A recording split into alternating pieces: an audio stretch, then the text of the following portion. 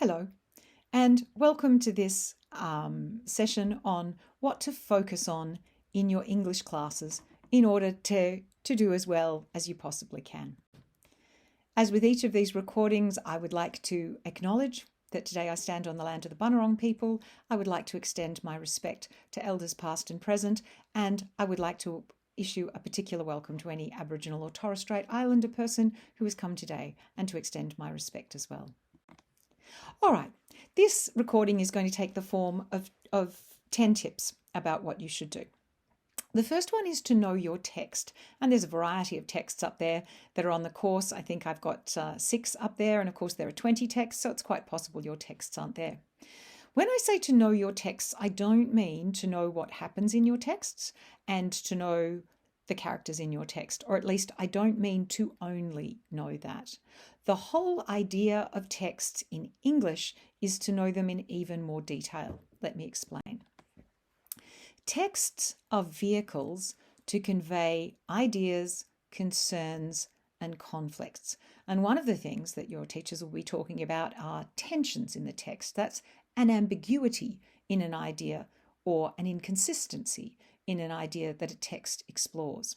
So these are the sorts of things that you need to be thinking about. And not all of these pertain to all of the texts on the text list. But, an idea that comes out of a text might be the cost of war, or it might be that individuals can be damaged by a brutal world, or it might be to look at what happens if an individual compromises others in order to ensure their own safety. What happens to the others? What happens to themselves as people to realise that they're expendable in that way?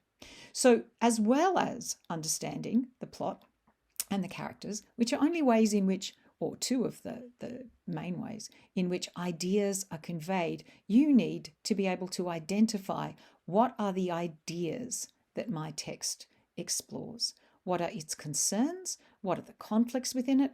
And what are the tensions within those ideas? Ideas, it's important to know, are not static in a text. So that is that an idea is not always presented the same way through a text. It develops and changes. The authors guide readers to understand a particular idea or position them to be receptive. Now, plot and characters are two things that everybody knows to look for in a text, but ideas are also conveyed through setting, through structure, and through language, and you need to understand what the ideas are and how these 5 factors convey those ideas. This is examinable content. You also need to know there's a study design that outlines the knowledge and the skills that you need, and you need to be actively seeking out that knowledge and those skills in class. So my second tip is to know your study design. So one key area of your study design is about reading and responding. And here are 6 of, not all, the key knowledge of that area, and all of it is about how to access ideas in a text and how to analyze a text. It doesn't matter which text you study. They're all of equal merit, and it depends which one your school has decided is the one that they think will resonate the best with their students. And of course, there's a second one that you do in Unit 4. So tip 3 is to know that there are also, as well as key knowledge in the study design, there are key skills. And you can look at your study design. Anybody can Google the English study design for 2024. And you will be able to see what are the key skills, and you'll be able to focus on those key skills in class and think, well, this is the bit of the class that I'm meant to be focusing on.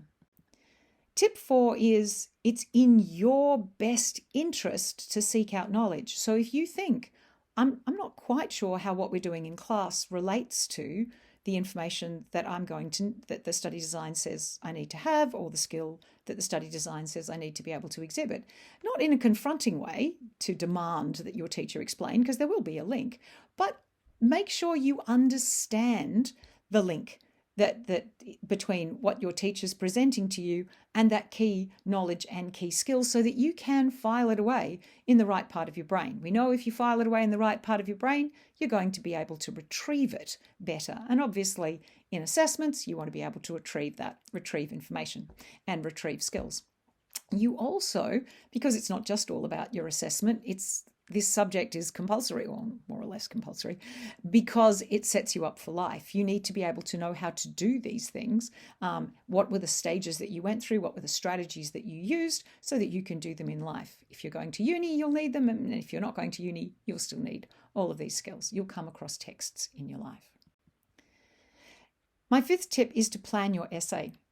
Lots and lots and lots of students tell me that they don't have time to plan their essays, and I tell them they don't have time to not plan their essay.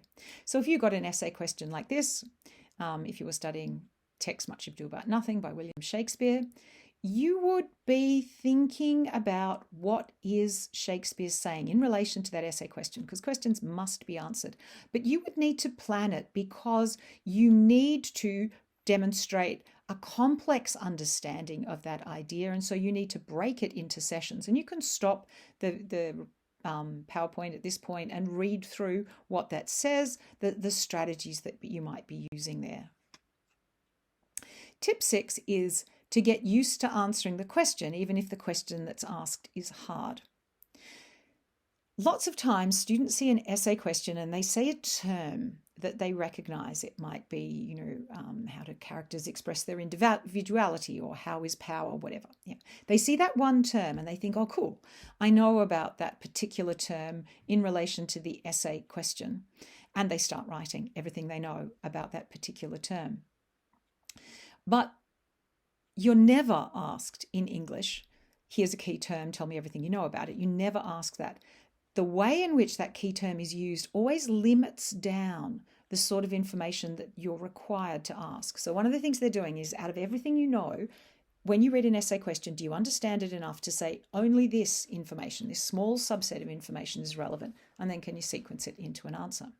So it's a bit like this when people just see that one term and then write a response to that term. It was, if you asked your mum what's for dinner and she told you the history of dining, you would think she'd gone crazy, yeah? But she's heard the one word dinner and she's thought, what do I know about dinner? Well, I know about the history of dining. I'll tell them that. That'll do. That's the equivalent of what some students do. They mean well. They've heard a key term and they've said, I think she means this. Instead of actually thinking, well, you asked your mum what was for dinner, not what is the history of dining. They're quite different questions, but there's a bit of conceptual overload.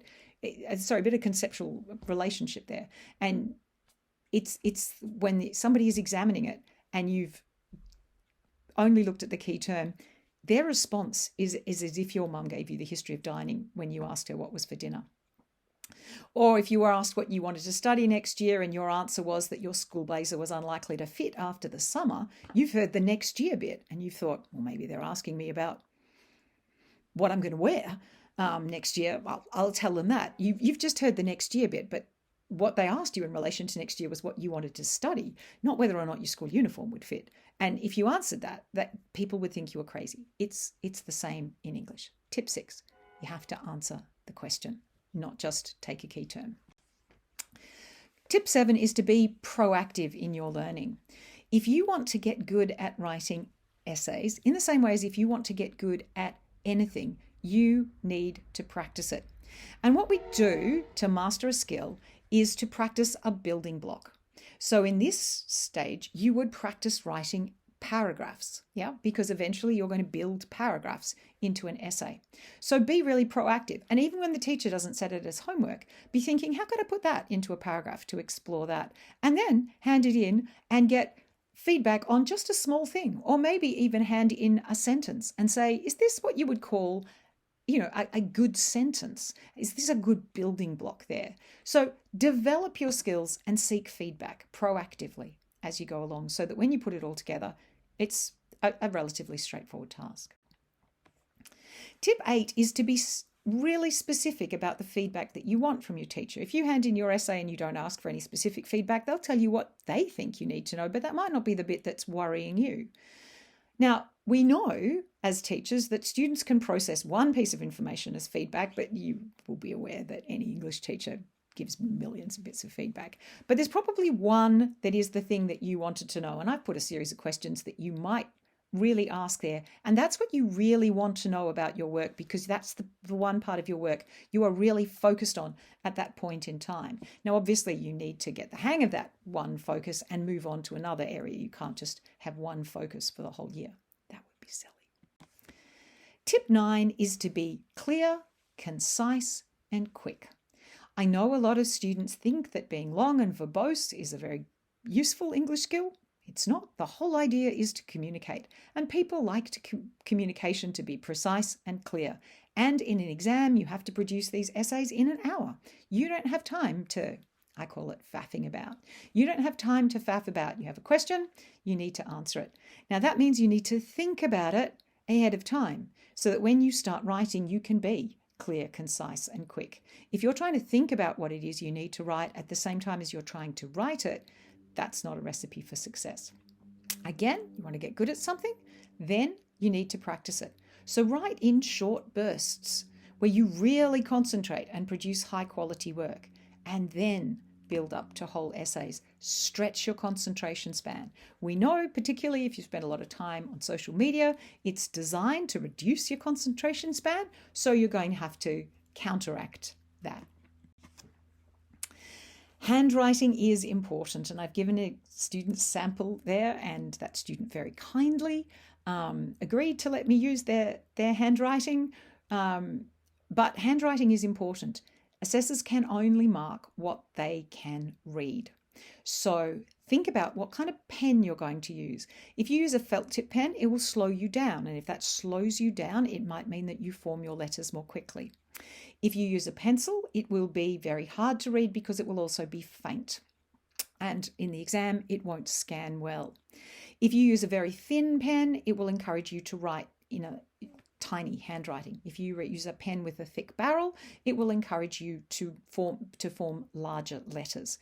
The pen you choose is important. Experiment with a number of pens and practice handwriting in a legible way in a fairly efficient manner, because you know you're going to have to get out three essays in 3 hours, which is a heck of a task by the end of the year. And some final thoughts about the year. You are going to hit bumps in the road. There are no two ways about it. Nobody smoothly sails through year 12. How are you going to react when you hit the bump in the road? If you've already planned what it is that you're going to do, which I hope is pick yourself up, dust yourself down, and keep going, then it's much easier than to work out what you do when you think, oh heck, something's gone wrong. I'm not sure what I'm going to do, because you've got all the emotional baggage that goes with something going wrong. It's not the best time to be making a decision. All the work you do in any one section transfers to the other section.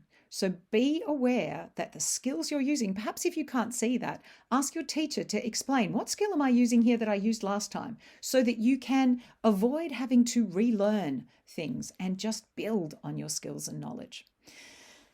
I'm stating it again. You will find yourself in a hole at some stage. At some stage, you might have been going along really well and you're getting all your work done and you're up to date and you're fabulous, and then you'll get sick. It wasn't your fault, just happened, and school keeps going without you, and you get back to school and you find you're behind. This happens to people.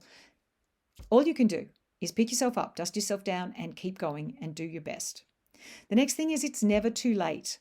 Do not think to yourself at the end of February, well, I didn't do this and I didn't do that and it's too late. Throw your hands up in the air. It's never too late to start working hard. Obviously, the longer you work hard in a really focused way, the better you'll do, but it's never too late to start. Remember, hard tasks are easier if you break them into smaller tasks. And if you can't see the way to break it into smaller tasks, then ask your teacher. That's what they're there for, to help you. That's what they like to do, help young people. If it's too big, the task is too big, break it into a series of smaller tasks and do the tasks one at a time, and the big task gets done. And my last piece of advice sounds very similar to some things I've said before. Keep going. Keep going. Never say die. You can do this.